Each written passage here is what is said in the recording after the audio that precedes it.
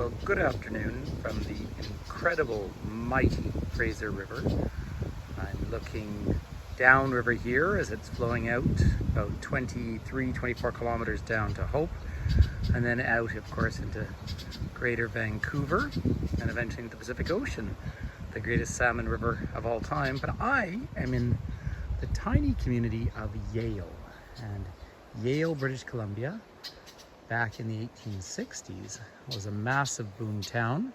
It was a boom town because this is as far up the river in any meaningful way boats could ever come. So the paddle wheelers would leave either from Fort Victoria or very nascent Vancouver, come up to here, and eventually the colonial government under Governor Douglas built the Caribou Wagon Trail. Where were they building it?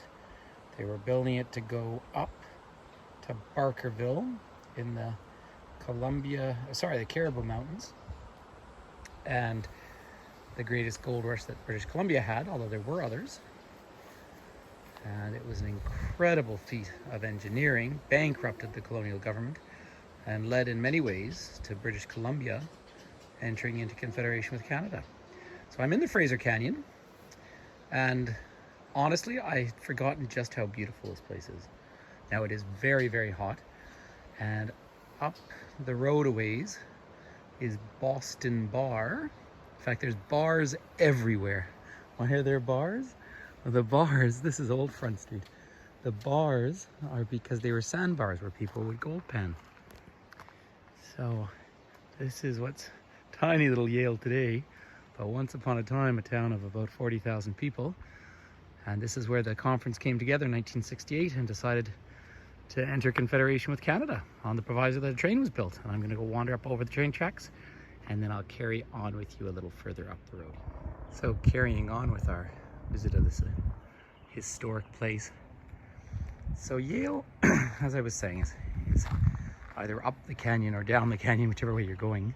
But because the Fraser River is not filtered through any lakes, so it's a huge volume of water that flows straight down over 1,000 kilometers through the middle of the province, draws a huge amount of gold down with it, which is remarkable.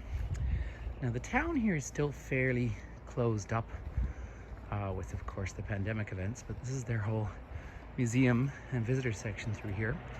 Also, this entire valley is, of course, very distinctly First Nations, and just up about 60 kilometers from here, the tiny community of Lytton.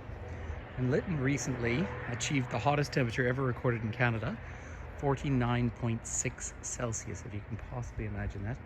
And then it caught on fire. So I'm hearing helicopters. It's all firefighting in the distance.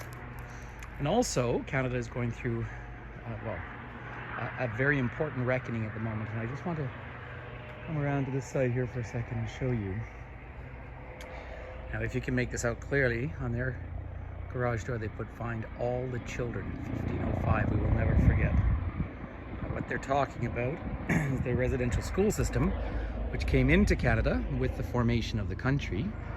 And as the country was created under the guidance of John A. Macdonald, the first Prime Minister, a series of schools were set up to basically take First Nations children away from their families and civilize them.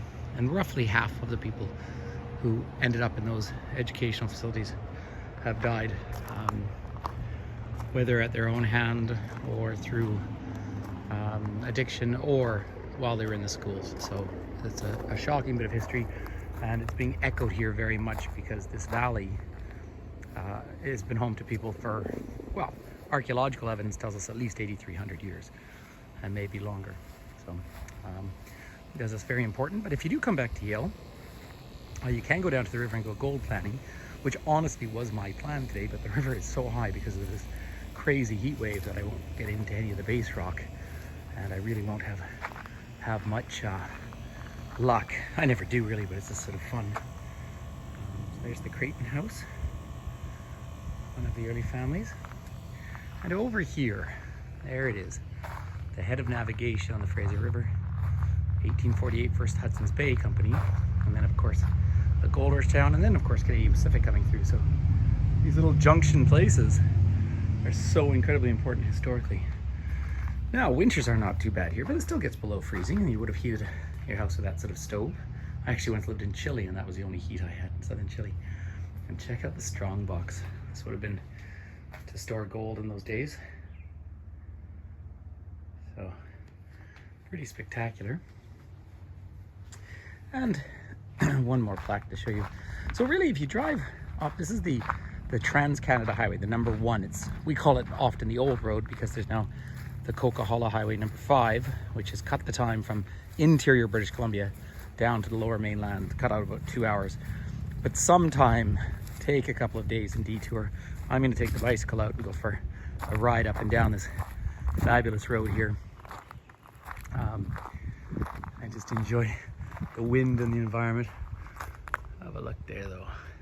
There's the Yale Convention, and this was actually called New Caledonia. The mainland part, and Vancouver Island was a colony. It forms British Columbia and then enters into Canada. So it's some pretty important history, and had this river not been north of the 49th parallel, and had they not signed those conventions, Canada probably wouldn't have survived as a country. And here is our lovely town of Yale as you see it today. Again, they had a massive fire in 1871, but once upon a time, can you imagine 40,000 people living in this small area?